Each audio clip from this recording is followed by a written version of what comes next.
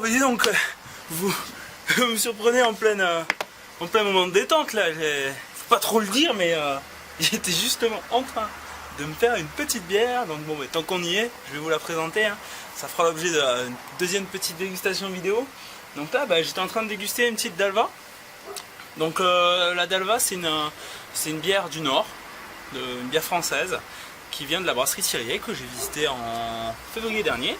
Donc je vais en profiter. J'étais en train de me déguster ça après un petit vendredi soir, une petite baignade dans la piscine. J'étais en train de me faire bronzette. Donc du coup j'étais en train de me faire une petite Dalva. Donc je vais en resservir spécialement pour vous montrer un peu comment elle mousse. Donc là vous pouvez voir au niveau de la couleur, on est sur un blond doré qui tire sur l'ambré. C'est assez beau et c'est une bière qui est assez effervescente et surtout qui a une mousse mais magnifique. Elle est sur un beige, pas tout totalement blanche, et la mousse est très persistante. Donc je vous montre ça à la caméra. Donc au nez ensuite.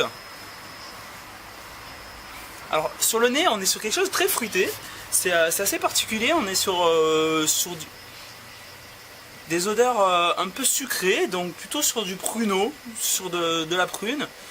On sent pas trop l'amertume parce que ce que j'ai oublié de vous dire, c'est que c'est une DIPA, donc double IPA, donc une grosse promesse d'amertume qui est faite. Donc c'est une bière typiquement américaine qui est faite avec des houblons américains par Daniel Thiriet, qui est un peu l'American brewer, on peut dire, et à la française bien sûr. Et donc du coup au nez on sent pas trop le côté herbacé. Donc bon, on va goûter pour voir un peu ce que ça donne en bouche.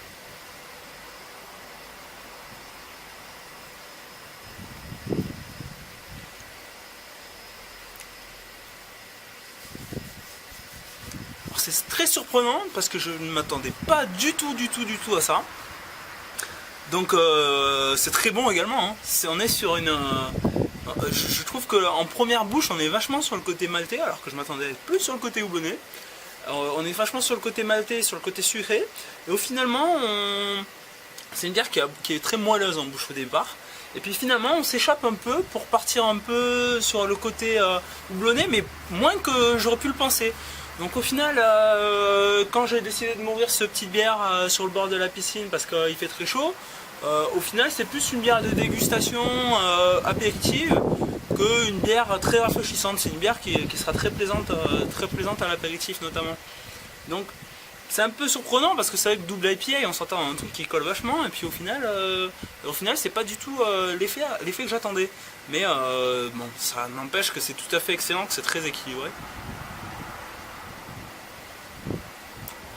Donc voilà pour cette petite bière dans laquelle aussi on reconnaît la petite touche de Daniel Thiriet, puisque Daniel Thiriet a sa propre souche de levure, ce qui permet de se distinguer. On reconnaît dans chacune de ses bières toutes les levures qu'il utilise.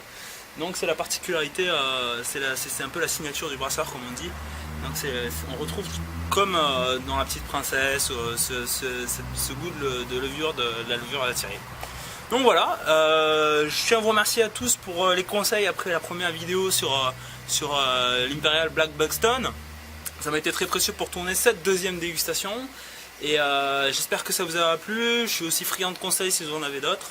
Et puis à bientôt pour une nouvelle dégustation. My style is the best, and so I'm telling you that my style should stand alone.